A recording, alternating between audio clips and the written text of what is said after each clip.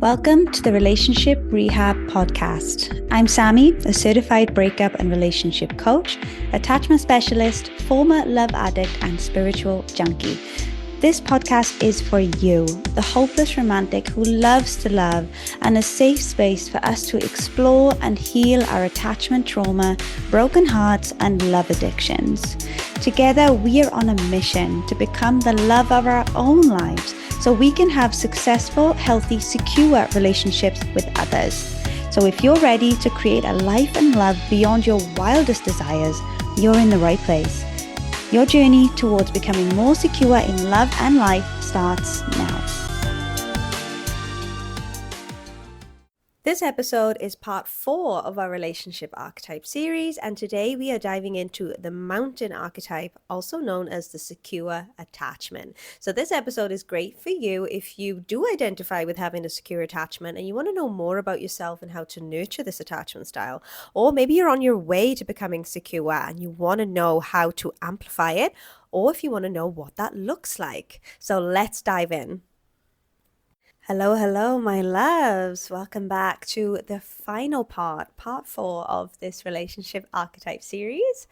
And if you are new here and you're just joining us and you're wondering what these relationship archetypes are, we've already covered the Ocean Archetype, also known as anxious attachment, the Wind, avoidant attachment, the Sun, fearful avoidant attachment, and now we're on the Mountain, which is secure attachment. So if you do resonate or you want to know more about the other attachment styles, I recommend listening to those episodes as well. And if you are wondering how you can find out what your relationship archetype is, I highly recommend going into the show notes and clicking the link below for the relationship archetype quiz. So this is a quiz that's going to take you through 10 simple questions, and at the end you will get your results. You will find out what archetype you are, and then you can come back and listen to the episode in detail. All right, so let's get started on secure attachment. So this is the one that typically gets overlooked, right? We're so focused on all the insecure attachment styles and really understanding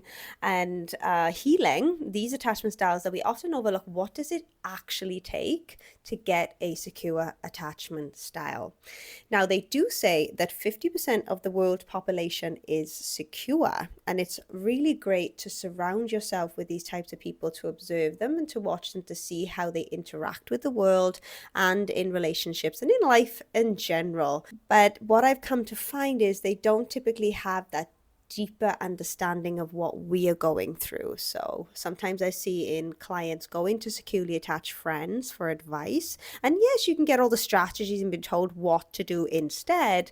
But without that deeper understanding and knowing of what you're currently going through, it can feel like something is missing. But it doesn't mean that we can't focus on becoming more securely attached by practicing secure behaviors and developing secure skills. So we're going to do an overview of what that looks like in relation to the Mountain archetype, why these people are more like a mountain, and be able to work on that if you are on the way to that, or if you are here and you are already feeling very secure, you just want to know more about yourself and how to sustain this attachment style. Because as you guys already know from my previous episodes, as I have said, attachment styles can change. Like, we can go from anxious to secure, but it also means that we can go from secure to anxious or secure to avoidant. So we can flitter between them all. So it's really important to be able to nurture and sustain these core skills and behaviors that we have occurred as secure people. And it's worth noting as well that we often feel more secure in ourselves in specific times of our lives. So for example, when you're single, a lot of people say, oh, when I'm single, I feel pretty secure. And that's because you've got no one around you triggering you. Right? So you feel like you're more secure. So if you go ahead and take a quiz or you read up about attachment styles, you may think, oh, I'm more secure. And it's probably correct in that period of your life. But then as soon as you start dating again or get close to someone intimately, kind of fall back into that default attachment style. So I don't ever want you to think, oh, I just need to be single now in order to feel secure. There is a way to sustain your sense of self that you have when you're secure in a relationship, that you don't have to completely lose yourself or betray yourself or go against yourself in any way just because you want love, just because you want a relationship, right? We often see people saying that they feel more secure when they're with a secure partner. Now, this can be very, very true if this person is willing to show up for you and have the patience, and you're able to be open and willing to learn and follow their lead almost. But if you're not quite there yet and you're not quite ready to follow their lead, just like in my life, what I experienced when I was with a secure partner was it actually triggered me more because I didn't know what was going on. This was not familiar for me. And often or not, I thought that he was like almost taking the piss. Or I'm like, what is this? Are you trying to be funny? You know, where I thought having communication was having a screaming match and it was me against you. And it was all about how many points can I win against you and how can I have the last word. But he's like, no, let's stop all this. Let's sit down. Let's talk it out. Let's, stop screaming at each other. And I want to understand what you're going through. And I'm looking at him like, you've got to be kidding me. So I would almost like counteract it and go against it because I didn't understand it. So I think that's the difference when people say, other coaches say, just get into a relationship with a secure partner and all your problems are solved. Happy days. It's not quite that easy, unfortunately, because you can almost trigger yourself in these types of relationships. Or when you do get triggered, you can be quite dependent on that partner and not sure how to handle yourself, or you may still experience some forms of insecurity within yourself regardless. So these are type of the ways that we can sometimes feel more secure when we're in our love life.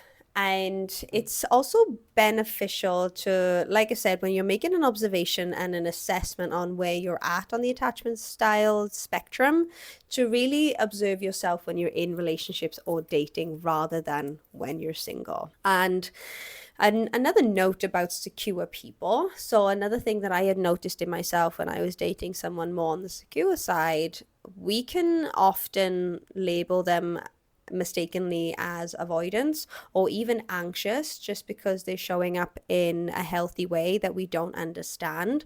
So for example, when I was with someone who I can see now looking back was more on the secure side, even though back then I would be like, he's an asshole, he's an avoidant, like how dare he, because he was trying to establish some boundaries. When we were dating, I was trying to rush things through because I'm so afraid that if I don't, I'm going to lose this person and I need to prove myself of how perfect I can be.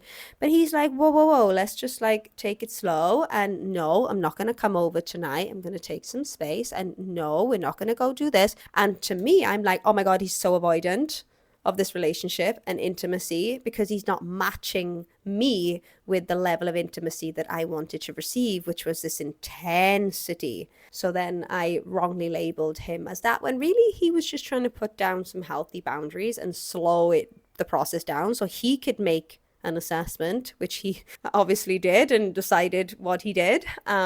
Of where this relationship was going to go. And in the opposite way as well, sometimes we can label them as anxious. We often, especially more anxiously attached individuals, we get the quote unquote ick if a secure person shows up for us. Like, oh my God, they're just consistently messaging me good morning. And oh my God, they're like giving me recommendations on what I should do when I go visit this place. Like, what the hell? Like, I think they're just being too needy and I think they're just being too nice. So I think they're anxious. And when really they're just showing up, they're just being consistent and they're just being great people. And this is sometimes when we can also give them the label as boring or too nice, or we're just not feeling anything because, what they're doing and showing up in this way is just not familiar for us. We are, especially anxiously attached folks, chasing the more emotionally unavailable people because that's what ignites our attachment system and our default beliefs and behaviors of what we think love and relationships should look like. All right, so now I've given you that debrief.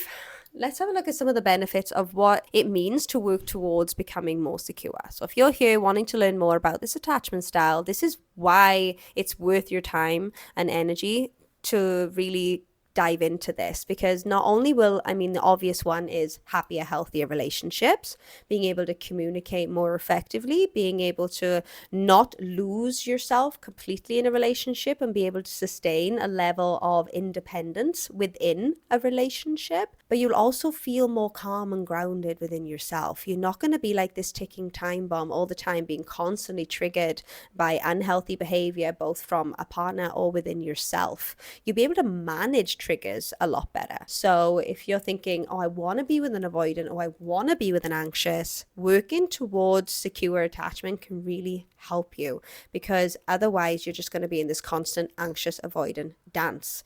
The more secure you are, the more you can role model that behavior to them. Like I said, with, in my relationship, what I saw when I was able to role model what healthy communication looked like, when I learned myself and was starting to apply that in my relationship, he was able to learn from me. He was able to be like, oh, okay, like we can do it this way, or we can do it that way. And that's what I mean when someone is more open and willing to learn. So you can be able to manage when an avoidant wants to take more space, because it's not so triggering your fear of abandonment or rejection. It's merely them just taking some time out, and it means absolutely nothing to do with you. So you're able to feel more calm and grounded in managing those triggers. Your work life gets better. You're able to focus. Like, say you had a bit of tension or conflict in the morning with your partner, and then you go to work. Instead of that completely hijacking your day, you're able to still go about your day. You're still able to work effectively and focus on the tasks and business meetings and whatever else you have on. And you know that when you come back home, you can pick up where you left off and resolve it, and just,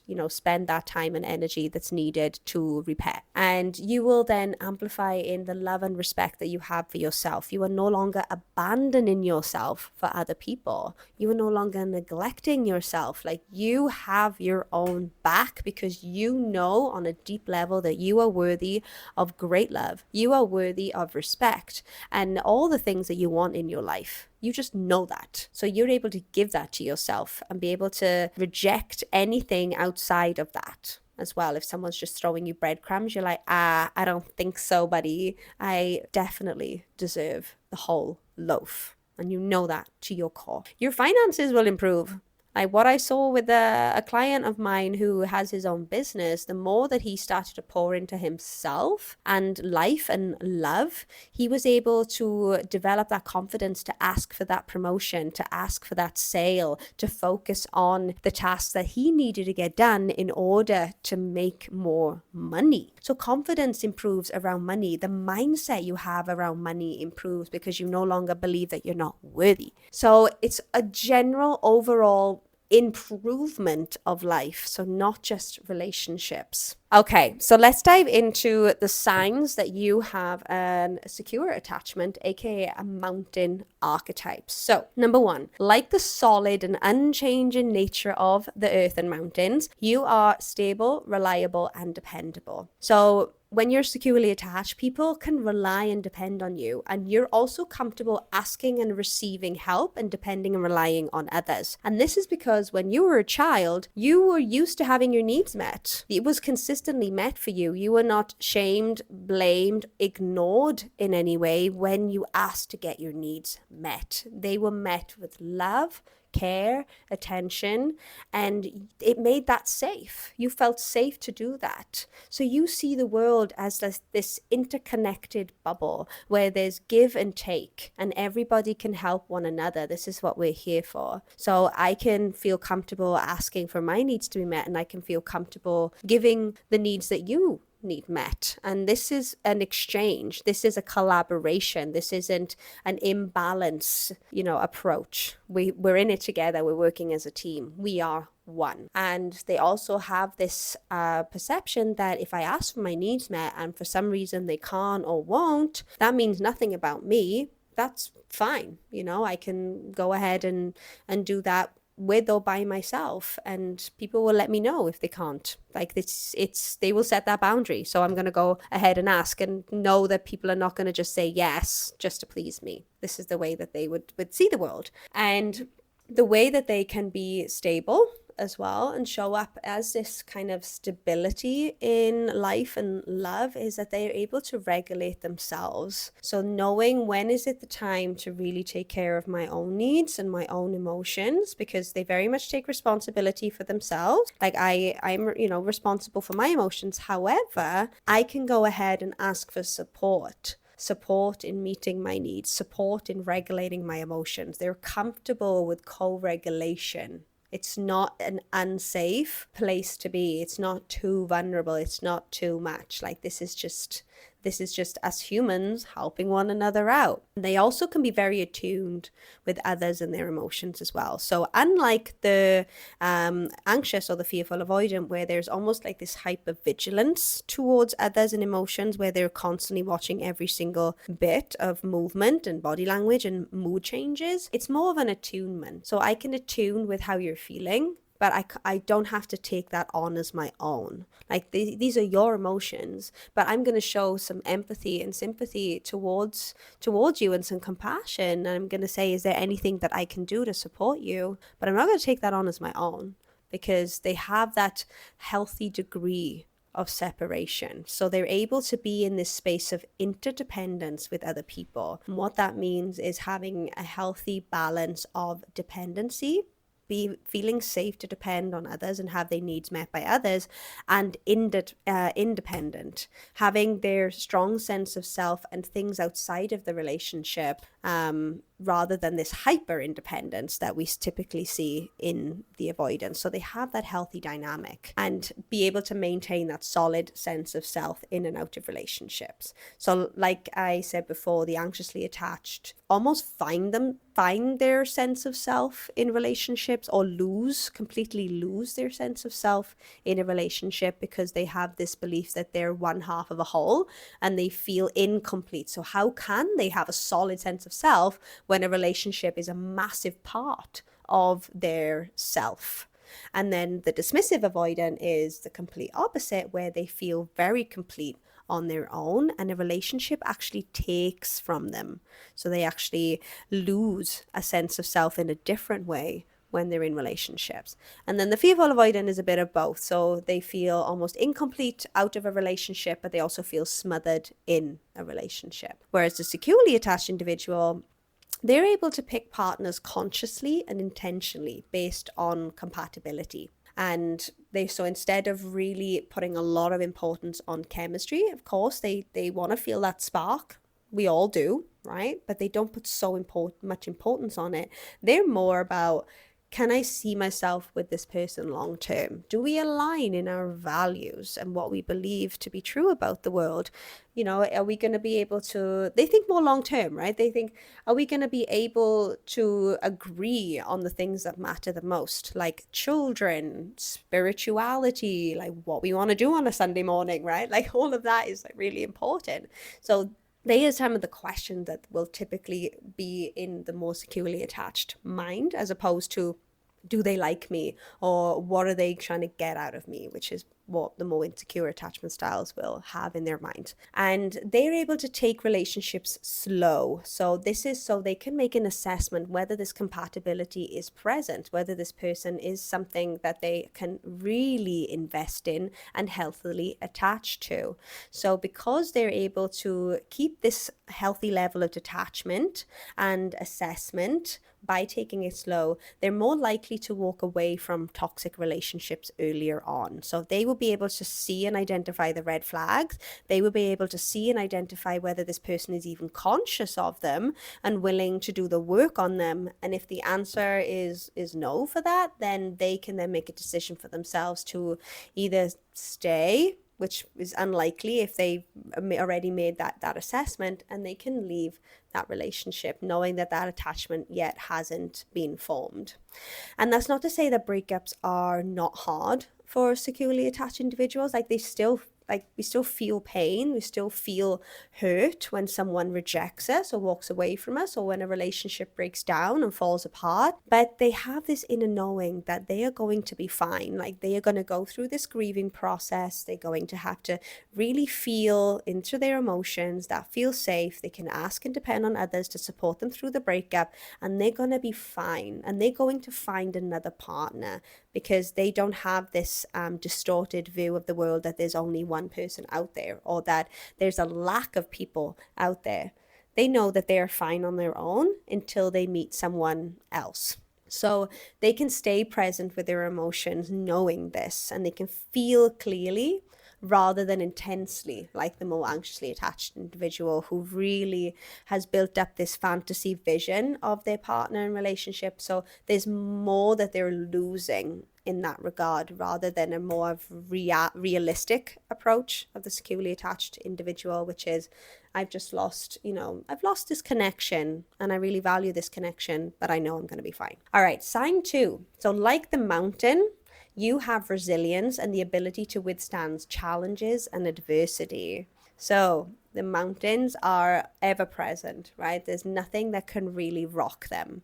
So they have a strong sense of resilience and enduring strength, just like the securely attached people. Like, you are able to stand firm in the face of life's challenges. So it doesn't sweep you away in the storms that you completely, and I'm not saying that securely attached people never feel depressed or anxious or get so low in life, but they have this level of resilience where they can pick themselves back up more effectively and quicker than the more insecure attachment styles. So they can really hold themselves through it with a lot of grace, a lot of self-compassion, and they refuse to be put down by anything that's trying to shake them. So when we think about within the relationship, like when we think about conflict, right? So we've already gone through how the insecure attachment styles will feel within conflict. So the more anxious will be so afraid of it, because they're afraid that this person is going to leave them. So they avoid conflict for that reason.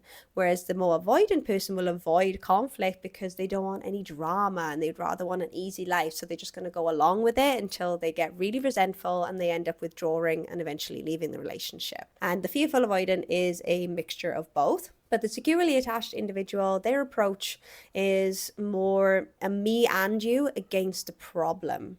So the problem is there, and it's almost like a task of me and you as a team are going to tackle this issue together.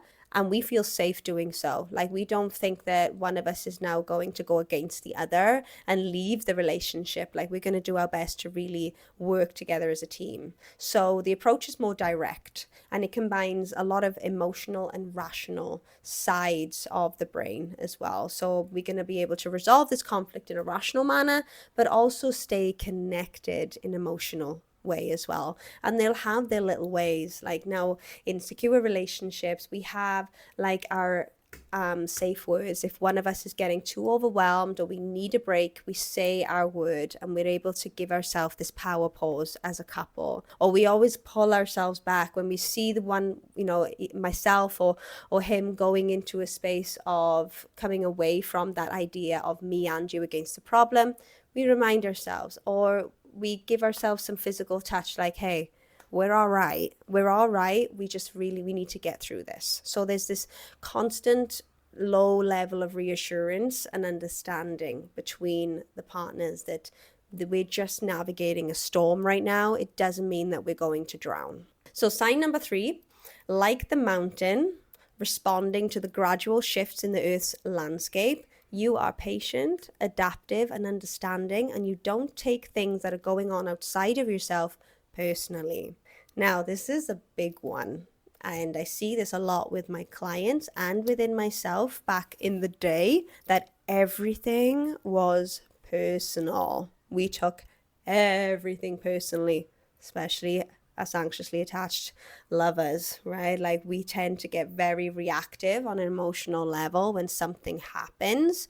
So when someone shows a particular negative emotion like anger or whatever, like, we get very fearful that anger is because of something that we did or said or didn't do or didn't say. And now we're in a state of fear that they're going to leave and reject us as a result. Or on the more dismissive avoidance side, if someone is showing in a negative emotion like anger or sadness, they may start to feel a bit annoyed and frustrated for this person. Why are they getting so emotional? Why are they in a bad mood? Like, that's just yuck. Like, don't do that because they're so avoidant of their own emotions, right? So both of these insecure attachment styles, they tend to get affected on a personal level in different ways when someone is showing a negative emotion, for example. But the anxiously would kind of fight or fawn, like they'll lean in, they'll try to fix it, or they'll try to fight it. And then the dismissive will either withdraw, run away, or shut down and freeze. They'll lean out of it. Now, the more securely attached individual, they can be patient when there's stuff going on outside themselves, and they see it as outside of themselves, right? There's this healthy sense of differentiation. If they're seeing someone losing their shit in front of them, they're not going to try and fix it, and they're not going to be turned off by it. Instead, they're going to observe it. And they're going to have in their mind that, this person's really going through something right now, but it's not about me.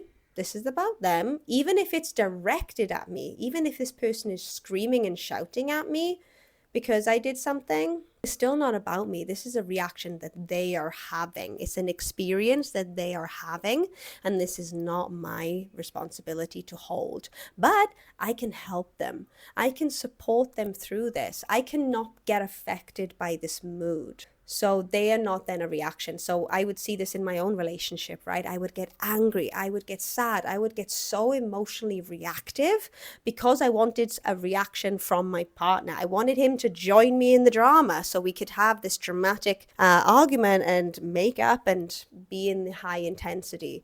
And that I was just so craving unconsciously back then. But instead, they just observe and they are not affected by it. And that would trigger me even more, right? Because I had a clear, unconscious need for him to join me in the drama. So they don't typically get affected by other people's moods. And instead, they offer support and they don't take it on. So they can stay regulated because their nervous system isn't on fire, right? It's not in overdrive. They don't typically have these fears that more insecure attachment styles have, like the fear of abandonment or the fear of intimacy or the fear of betrayal. So they're able to regulate their nervous system a lot more. And because of that, they're able to stay calm and grounded in these overwhelming, negative, emotional spaces. Now, they can also adapt their approach depending on the relationship. So this is interesting. I'm almost like painting this picture of the securely attached person as this like perfect person, but it's far from the truth, actually.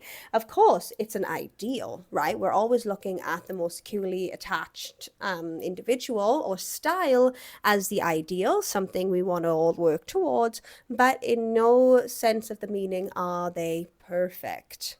Right? They're still learning as well and growing and expanding as individuals. So this does mean that they can go into more of a slight avoidant or anxious leaning, and depending on who they're dealing with. Right? So if they're dealing with a partner who's extremely anxious and they're constantly needing their attention and affirmation and validation and reassurance, that might get too much for the secure person. So they might then start to adopt some avoidant tendencies to be able to manage it and cope it. And, vice versa, if they're dealing with someone who's extremely avoidant and stonewalling and withdrawing and taking up lots of space, of course they're going to get triggered in that moment of like, what is going on? So they may then start more leaning anxious, like, hey, you can't run away from me like this. Come on, I need to hear from you. Like, just get back to me already. But the difference is they are doing it consciously, whereas the more insecure attachment styles are doing it unconsciously with a reaction. They are more like a default behavior, whereas more securely attached people, it's on a conscious level. I know I'm feeling more anxious now. I know that I'm triple texting because, you're just withdrawing from me. So rather than an unconscious attachment response, it's a conscious response to this unhealthy behavior that they may be dealing with. So the good news is, when you start to do the work, if you're here and you're wondering, how can I start to do the work to be more securely attached, this will all become conscious to you. Your reactions, your responses, your choices, these will all become conscious ones, and you will be able to feel more in control rather than a victim to your emotions. So instead of, criticizing or judging other people as well, you see it outside of themselves. Instead of judging someone for being super sad or angry, right? Like I said, it's a natural thing for us humans to judge now and again, but sometimes we can just go, in a very judgmental space and criticizing them or even ourselves when we're in that space, right? Instead, they see it outside of themselves, and they're able to set those necessary boundaries in order to protect themselves from that energy. Even within themselves, if they are noticing a very overwhelming, intense emotional reaction, they are able to differentiate themselves from the emotion and know that this is just an experience that they're having, rather than the emotion being a part of them, their identity, and them in general. So they can practice detachment in a very healthy way like this. They can naturally understand what other people need and be able to meet them,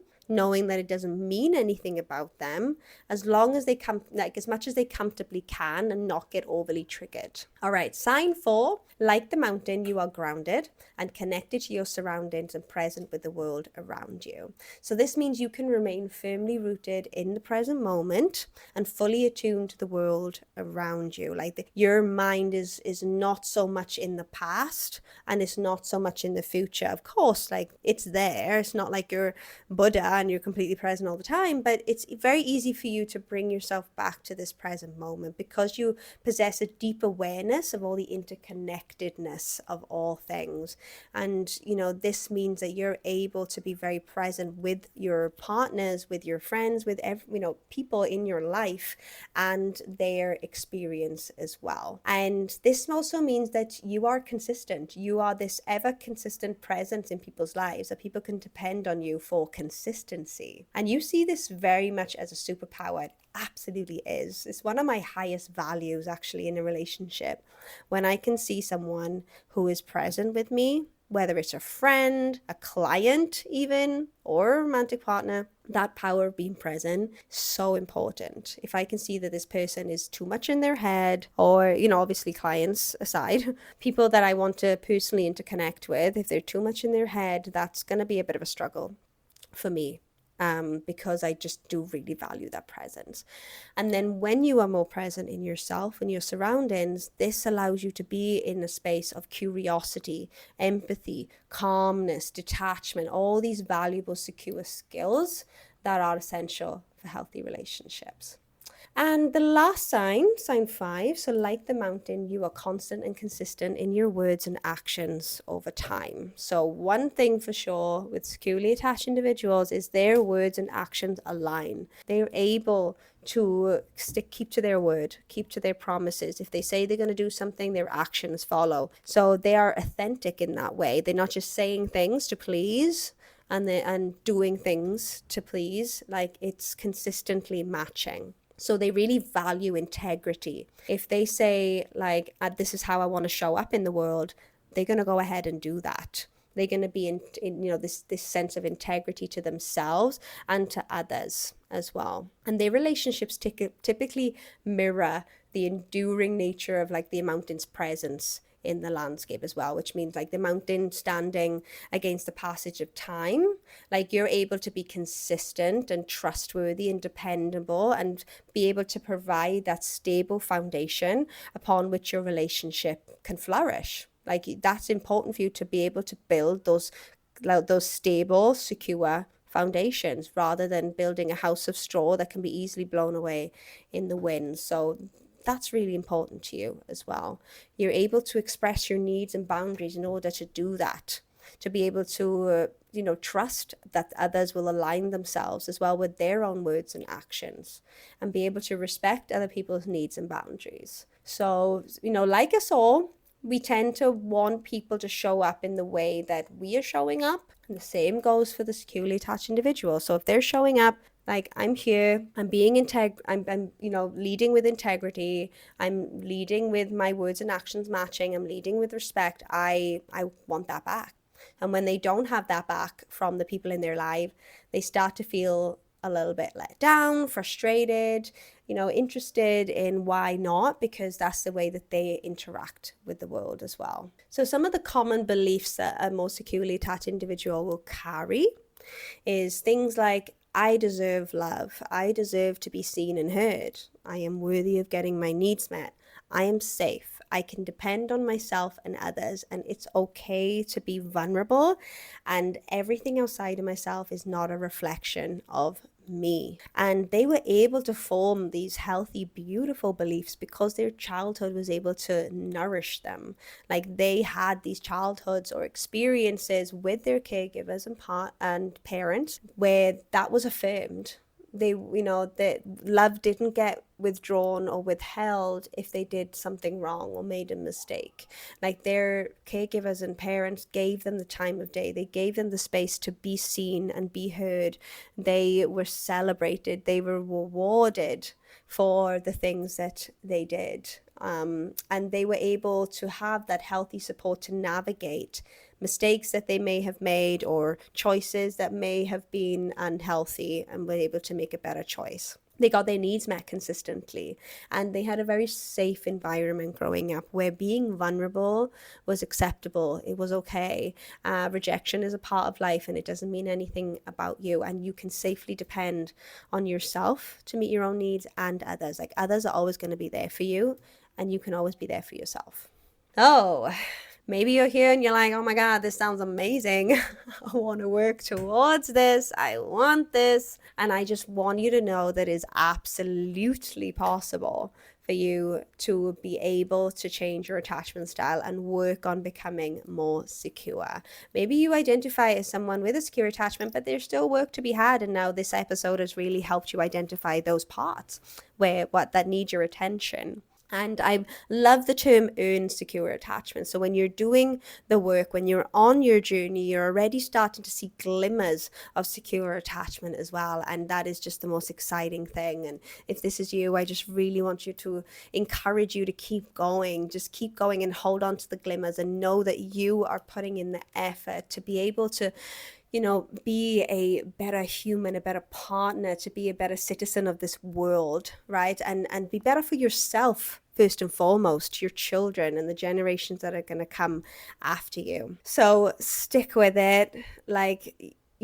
So stick with it. Keep working on developing this security within you and the skills and behaviors that we have talked about in today's episode. And, stick around for more episodes if you are dedicated now to be able to have this earned secure attachment style.